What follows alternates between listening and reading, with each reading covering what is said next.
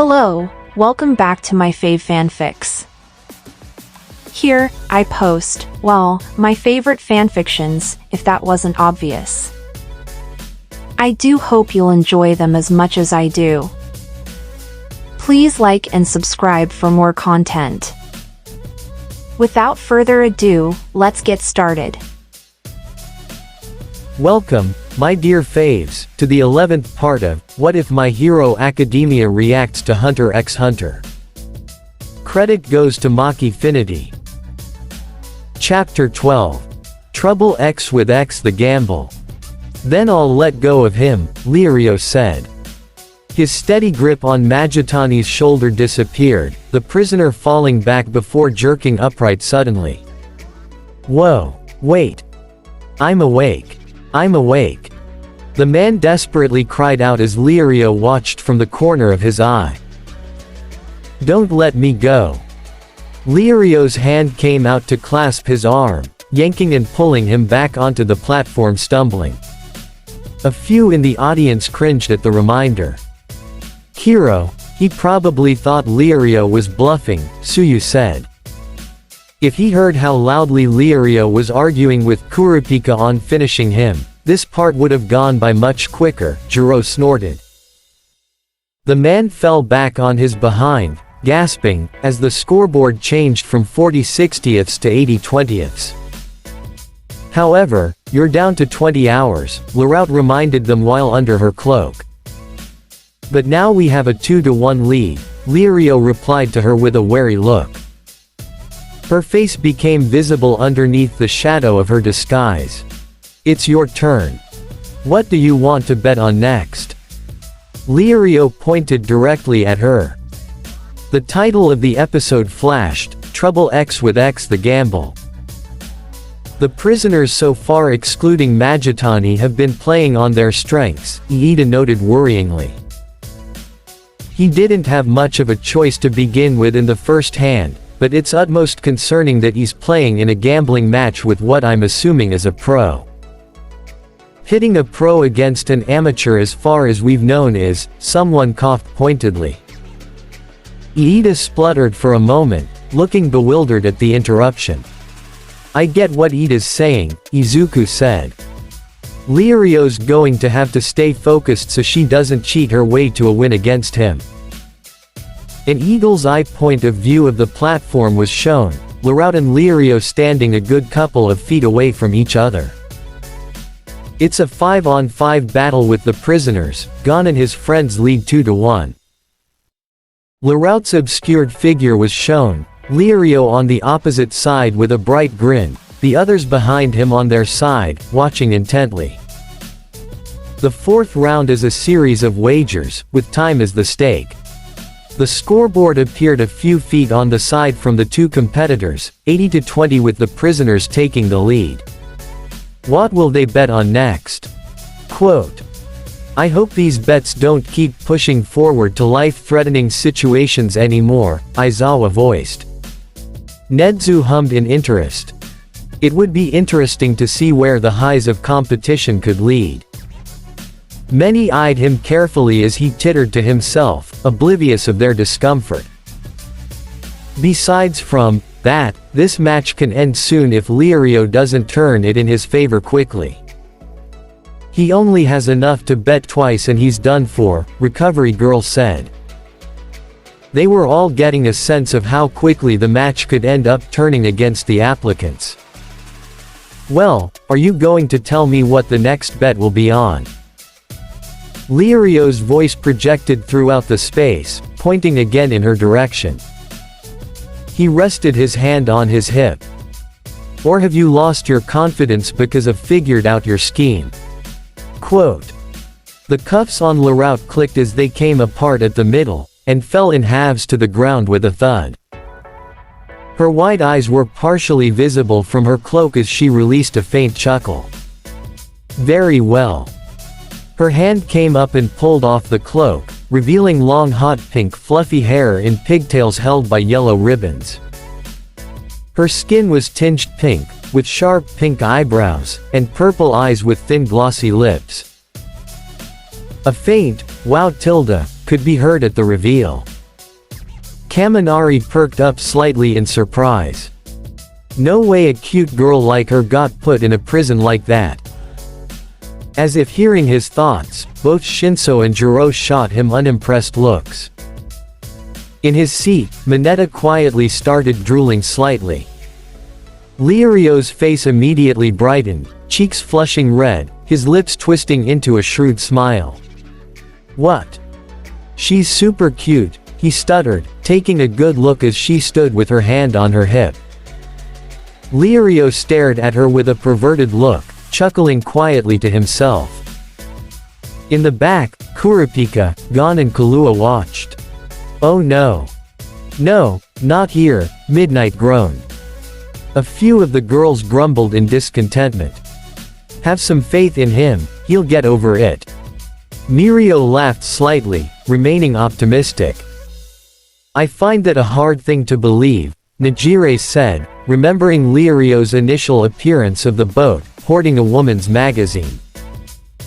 That old man's probably dancing on the inside, Kahlua said with a deadpan look, hands in his pockets.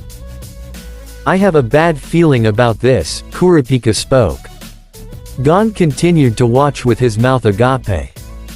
Then let's bet on whether I'm a man or a woman, she offered. Liurio's expression turned to shock. Huh. Quote. What's wrong? She said calmly. Is there a problem? Quote. She caught on quickly, Kirishima noted.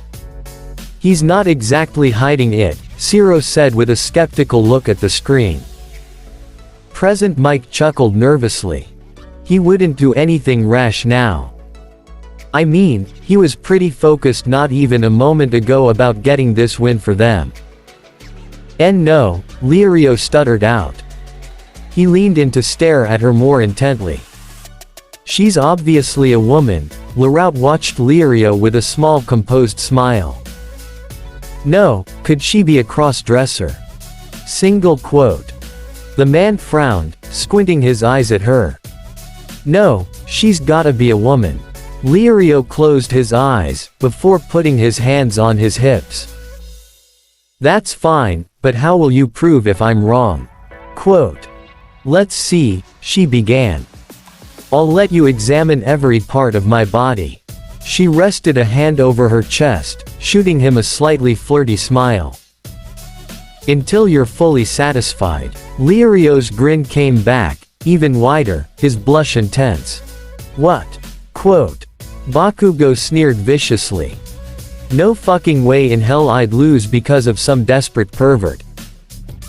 Mineta nearly squealed in his seat, as he propped up forward. Sir Night-Eye rubbed his temples extensively, shooting on-screen Liurio a disappointed glare. His eyes laser-focused down to her chest. Her body. He thought with an overwhelming amount of hopefulness. His eyes trailed all the way down, chortling to himself at the thought. Liurio will bet she's a man, Kurapika determined, Kahlua watching with an oh-so-done look. Uh-huh, Kahlua confirmed. Gon turned around with a questioning look. Huh. Why? Quote. Gon, you sweet summer child, Midnight sighed. Quite the 180 turn he's made for how determined he was to win this, Compress sighed. How hypocritical of him to let his personal desires come over the majority. Damn it, I hate it when they make sense. Uraraka slightly fumed. Stain scoffed, giving Liurio a filthy look. Hypocrite isn't a word that suffices the type of scum he is. His words did not fool me, the villain sneered. Okay, I've decided, Liurio spoke. His face panned dramatically into view, an oddly determined look on his face, extending his arm to point boldly, declaring, I bet 10 hours that you're a man. A satisfied glint appeared in Larout's eyes. I knew it, Kurapika seethed silently, closing his eyes in frustration. Kahlua stood to the side, glaring at Liurio. That dirty old man, the pale boy said. Gon turned back to them again, even more lost. But how did you know? Quote. Come on, seriously. Did he just forget they're going through an exam that's almost cost them their life several times now? Ojiro exclaimed, with a perplexed expression. This was definitely not the time for him to waste any of his plays. He only had 2 bets he could make, now he's down to 1, Gran Torino said, brows furrowed. That boy needs a thorough knocking straight in the head, the elder thought. Liario's leering face appeared, his thoughts visualizing Larout, who stood with her hand on her hip confidently. This way, even if I'm wrong, and it turns out she's female, I'll still get to examine her body. Single quote. It's a win-win situation, the man continued to think. His nostrils flared, Kahlua and Gon in the background looking at each other. Actually, please be wrong. There you have it, Kahlua said, with a bored look. I get it now, Gon replied, wide-eyed. Larout stared at Liario, who held an openly lustful look on his face. The scoreboard appeared once more, 80/20ths. Please show it, please show it, please show it. Mineta thought, nearly slobbering in his seat from bliss. Aoyama took one glance and turned his head back around slowly, his nose scrunched with distaste. Okay. Reveal the answer. Liario demanded. She remained silent for a moment. Her expression betraying nothing. Too bad, I'm a woman. Liario reared back in happiness, before toning down. Oh really? He blinked, with a smug smirk on his face. Larout rested a finger on her glossed lips. Would you like to check? Quote. Liario's fingers wiggled as he stammered, BB but of course. The screen whited out temporarily. Before angelic singing could be heard, Liario dressed as an angel with white robes, ascending a pink-tinted sky with clouds and hearts surrounding him. He laughed with an overly pleased look on his face. Majority of the class watched with incredulous and deadpan expressions. Magna watched with a stone-cold face, eye twitching. Men. They should have stopped him, Sato groaned behind his hands. I don't think they can interfere with matches, Todoroki said. Eri quietly watched the scenes unfolding, wondering exactly what was making everyone so upset when Liario was happy. The scoreboard dinged from 80/20ths to 90/10ths. He took 2 steps back, his eyes closed in bliss, holding up his right hand that seemed to oddly shimmer with pink bubbles. A mistake I do not regret. Kahlua made an acknowledging sound, the bored look on his face still persistent. Kurapika slapped his hand on his forehead, shutting his eyes. Just watching hurts, he sighed. He's gonna lose, Tonpa said. Huh. Gon turned around to Tonpa who was leaning on the wall behind with a smug look, arms crossed. The opponent has seen through Liario's strategy. He's betting conservatively, to minimize damage from either outcome, Tonpa explained, earning looks from both Kurapika and Kahlua, the latter more wary. He was already at the disadvantage of her having the lead, but he allowed himself to be easily swayed, Vlad King said wearily. Bakugo's eyes were absolutely rabid. That idiot could have at least fell for a stupid trick. Instead, he practically hands her the fucking win. The blonde shouted aggressively, more than ready to hop out of his seat. Tonpa's eyes widened, the smug look on his face becoming more brazen. A gambler who focuses on avoiding a loss will never win. He watched as Liario continued to hold up his mysteriously bubbling hand with a blissed-out look. I guess Liario just doesn't have what it takes to gamble, he finished.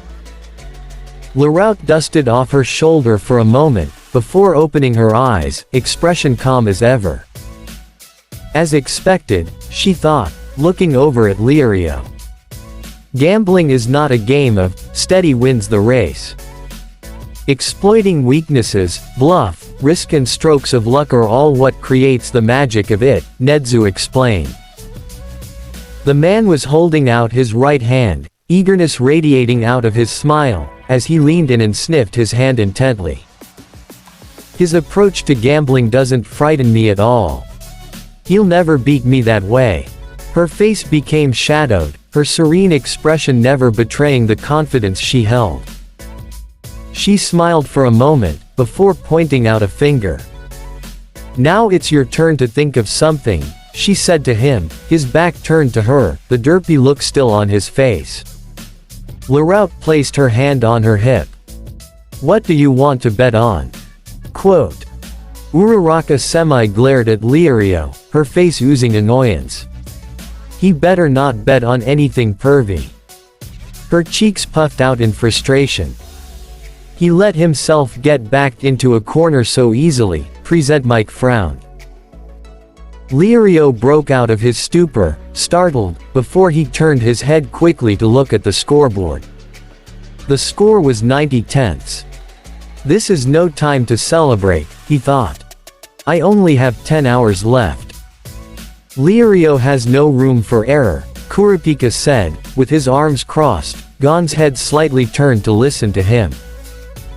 If he loses the next wager, the overall score will be 2-2.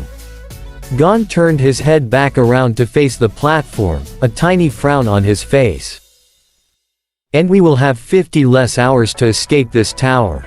Gon watched Lirio staring at the scoreboard, Larout a few feet away from him standing still. Lirio, the young boy thought. Kaminari groaned, his hands clutching his hair and he slumped down into his seat. Dude, that's literally the worst case scenario because they'll still have to actually win the last and final match and who knows how long that could take. Quote. If they lose this match, and most of their time, things could end here, Izuku murmured, teeth biting into his bottom lip. I can't lose the next bet, but I can't think of anything that'd be a surefire win, Lirio mumbled to himself, eyebrows furrowed with a hand on his chin. His eyes widened as he came to a realization. Oh, that's it. He exclaimed, forming a fist in the palm of his hand. We can bet on whether I'm a man or a woman. As soon as the thought came he shook his head profusely, a blush rising to his cheeks again. No, that wouldn't work, he thought out loud, dismissing the idea. Sir Night-Eye fought to keep back a look of disgust at Lirio's inner monologue. Time and place bro, time and place, Siro sighed, shaking his head. Ironic, considering the massive stick up his ass over Tonpa sabotaging them. Looks like he could clearly handle bringing them down on his own, Dabi thought, a small smirk playing on his lips. Hey, old man, Kahlua said, a frozen half-smile of discomfort on his face, pupils shrunk. You're thinking out loud. Gon pointed a finger up, saying, I know. Lirio. He called out, drawing Lirio's attention. Huh. Quote. How about whether or not you're still in your teens? Lirio's face immediately grew angry, pointing a finger directly at the boy. Come on, Gon. He pointed back at himself. I don't look that old, I'm clearly a teenager. He argued loudly. Most of the audience cringed at Lirio's bold claim. You know, that would actually work, Mina said. Yeah, if he didn't fucking announce it to the whole tower, Bakugo grumbled.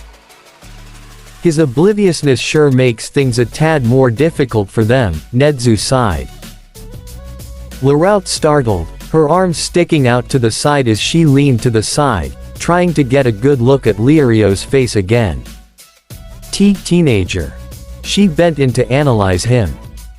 Lirio stood with a hand on his hip, digging around into his nose without any shame. But he looks like an old man, she thought. Right. In that case, we'll use rock paper scissors. Lirio declared, holding out his fist, pridefully. Ah, it would have totally worked. Hagakuri exclaimed. Snipe scratched his head. Odd game to bet on there. And risky. Way too risky considering how close they are to losing not the match but 50 hours of time. Suyu croaked with a rising level of concern.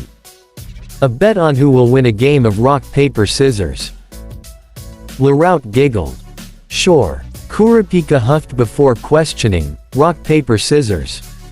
Why did he have to pick such a difficult wager? Gon turned his head back around. Huh. Rock paper scissors is hard. Lirio smirked confidently to himself. I happen to be quite confident in my rock paper scissors skill.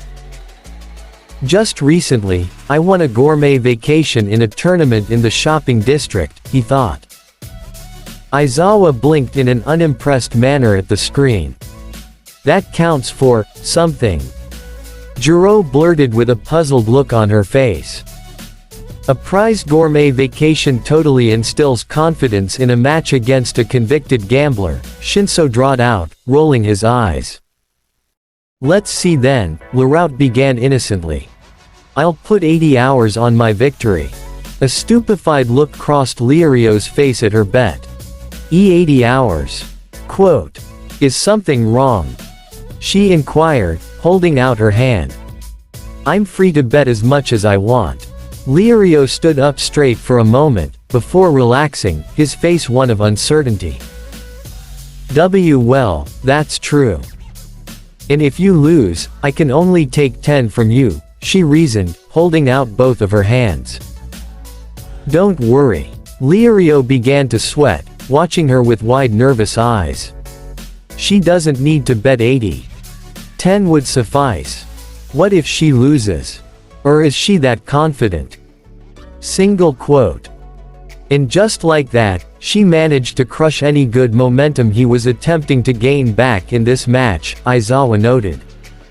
She's a hard and fast gambler. Her bluff is no joke, I have to admit.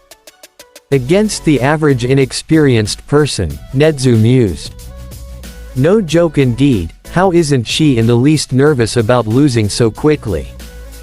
Sato said.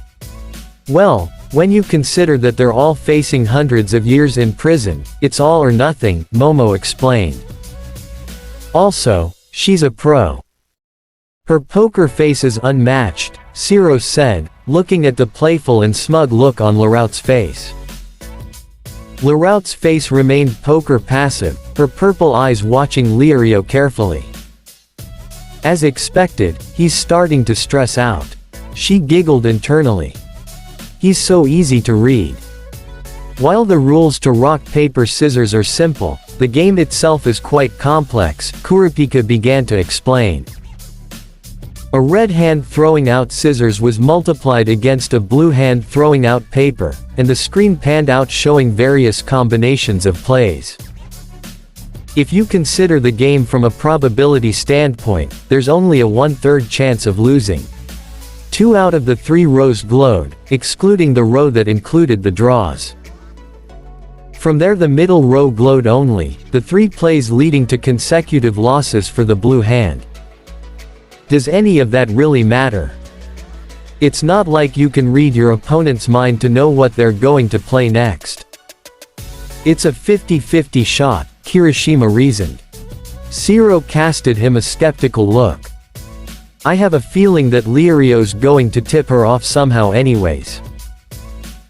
However, if your opponent can predict your reasoning, Lirio appeared with a concentrated look on his face, Larout in the backdrop peering down at him with a Cheshire grin at his confusion.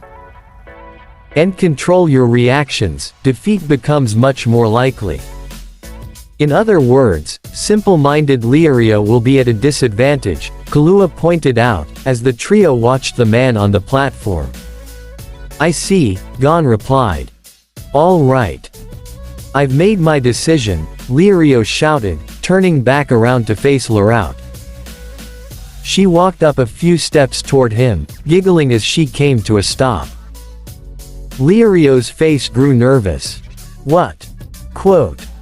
Kirishima sunk in his seat, a little dejected at Lirio's obvious reaction. Gran Torino shook his head. He needs to shake out of this or she's going to make him eat out of her hand the entire match. Simple-minded seems like an understatement, Aizawa distastefully muttered, eye twitching. It's obvious what you'll use, she told him. He reared back, shocked. I can read people's minds, she said simply. Lirio leaned down to point his finger directly in her face, provoked. Liar. Your bluffing won't scare me. Quote. You'll believe me soon enough, she said to him, his finger coming down as he stared at her with disbelief. Lirio's teeth grit together, struggling to find the words, before holding up his fist. Laroute continued to laugh to herself. As planned, he's losing his cool over a blatant lie, she thought. Lirio's face appeared, shadowed as doubt filled his visage. She can read minds. She's lying. Of course it's a lie, he attempted to reassure himself. Seriously, Vlad King blinked incredulously at Lirio's thoughts. All Might winced slightly. Surely her bluff couldn't have gotten to him that bad, the former pro thought. Mirio spoke up. A clear mind and calm disposition is half of the battle facing any opponent. That's why All Might always had a smile on his face, Nijire chirped. The man scoffed before looking down at his fist, unsure. But what if she's telling the truth? Single quote. Lirio will use rock, Kurapika said with a serious expression. Huh. Gon questioned. Let's do this. Laroute said suddenly. What? Exclamation mark. Lirio shouted, sweat pouring down the sides of his face. Rock, she began to call out loudly, holding her fist back. Paper, with wide eyes, Lirio leaned back before they both shot out at scissors. Laroute held out rock, the same as Lirio. The man breathed a sigh of relief, wiping his brow. I didn't think she was that good. What, does he have it plastered on his forehead? Ciro said skeptically. Or she's secretly a top 10 champion at rock paper scissors too, Kirishima laughed. You were right. Good guess, Gon praised Kurapika. Nervous people unconsciously avoid any action that involves opening up, Kurapika informed him. The blonde turned his head back to the platform. In other words, by making Lirio uncomfortable, she ensures that he's less likely to use paper. Laroute in question eyed Lirio with a knowing smile. So if she sticks with rock, she's guaranteed a win or draw, Kahlua deduced. Like I said, rock paper scissors is actually a mind game, Kurapika gestured, as he looked at Gon. Amazing how he could interpret that so quickly. Nedzu exclaimed. Bro, I thought it was just rock paper scissors, Kaminari whispered over to Shinso. They should tell him. So he can at the least get the chances of her winning against him back to a 50-50 shot, Midnight said. The green-haired boy turned back from the brief explanation. I get it. Lirio looked up for a moment, realizing something as he held up his fist. Hold on. He leaned in. Since we both used rock, wasn't that a draw? Laroute blinked at him with a lost look. What of it? Quote. Aha. He exclaimed, pointing at her again. So you were lying about being able to read my mind. Lirio accused. He pointed at himself. If you really could, you'd have won.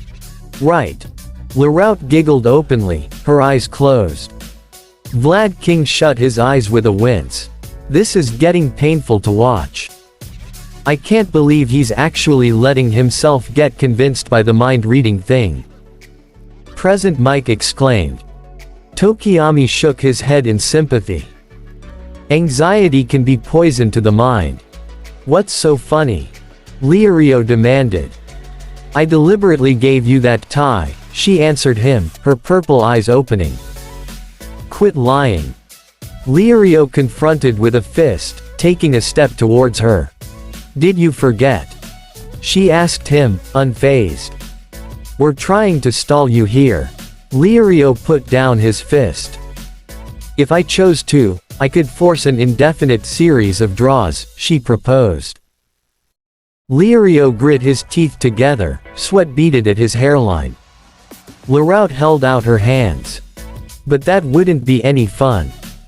Izuku frowned at Lirio's despairing attitude. There has to be something they can tell him to shake her out of his mind. If only heroes were this easy to toy with, Magna sighed. Toga wishfully nodded her head in agreement with her. She let her smile furrow, eyes flashing with determination.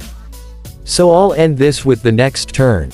Lirio's face was positively psyched out, as he stared down at her. "Well, what will you use next? Think hard." "Come on," Larout egged him on, before erupting into laughter. "Damn it." Lirio cursed, as his hands clutched his head from stress. "That's it. Worry about it. Fret over it," Larout thought. Lirio's face was tense and lined with sweat beads, teeth set together as he clenched his hair. Uraraka huffed, watching the screen in confusion and concern. "I don't understand."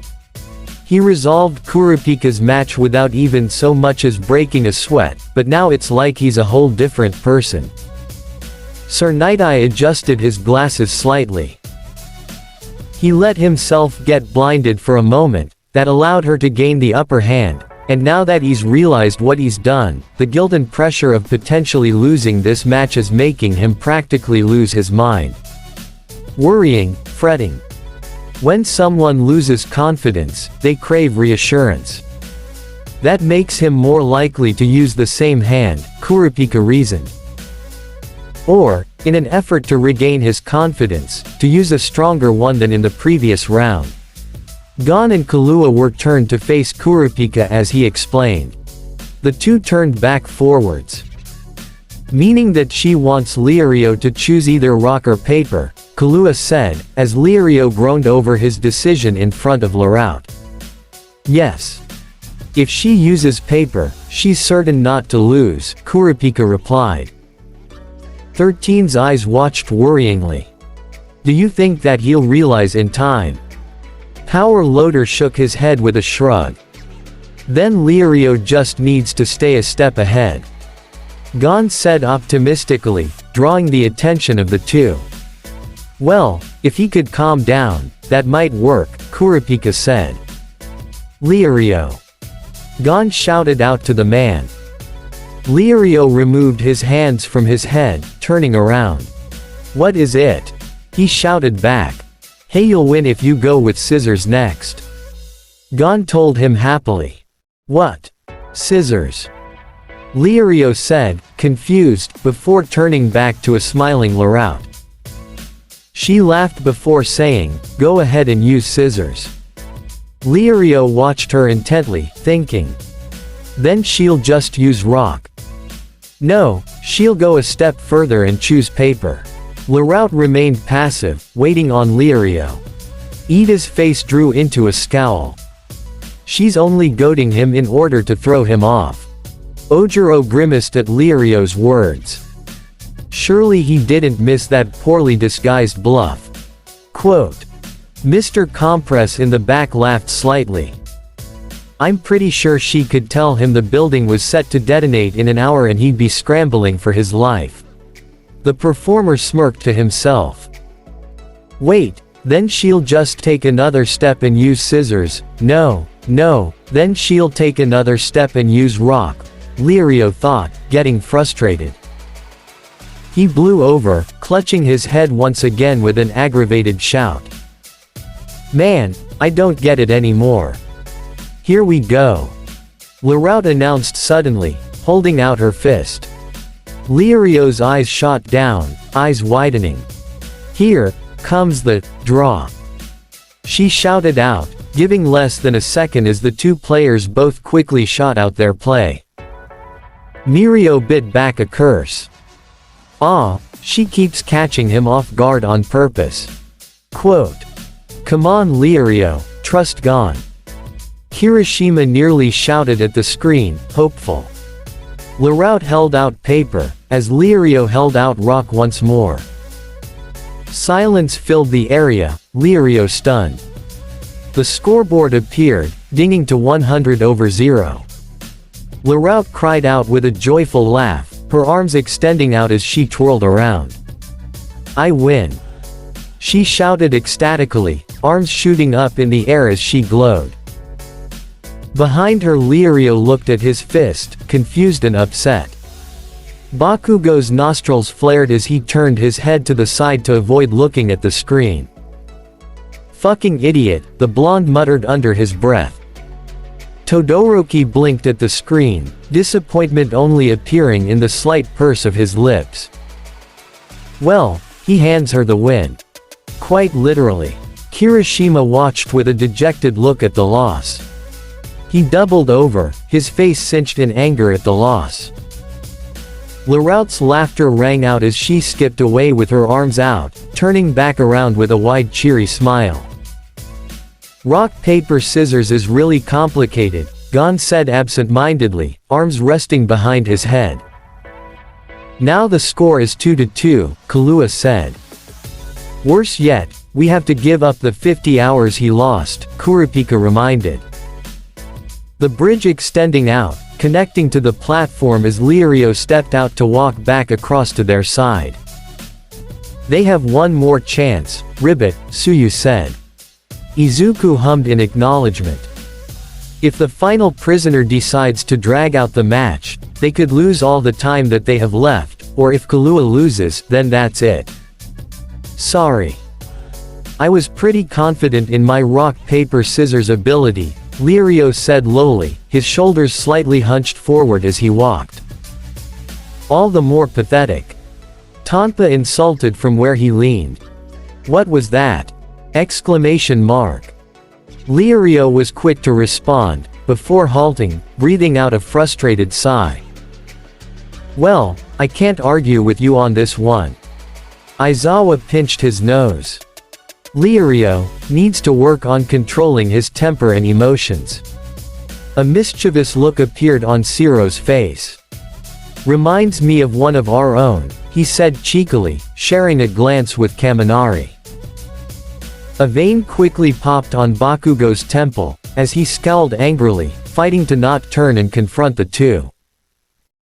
Larout walked back over to the prisoner's side, where Bendot and Magitani stood on the right side of the hallway. Say, how much time do they have left now? She spoke directly into the camera that was mounted on the left wall of the hallway, hands on her hips. Her figure appeared on the big screen of the monitor room Lippo was in. The man picked up a chip from the bag he was eating. 59 hours and 45 minutes, he told them with a narrow smug expression. Which means, Bendot began. The four prisoners stood gathered around the camera. They actually have fewer than 10 hours left, the mercenary said to them. They have to take the time to clear this match and then whatever time is left, they have to be able to clear the rest of the tower, Ectoplasm said. Snipe held his chin with one hand, a pensive look on his face. It would sure take a miracle of God for them to get there in time. It doesn't matter how much time they have. A strong jaw with a bushy blonde mustache and Roman nose was all that could be seen, a cloak obscuring the rest of their visage.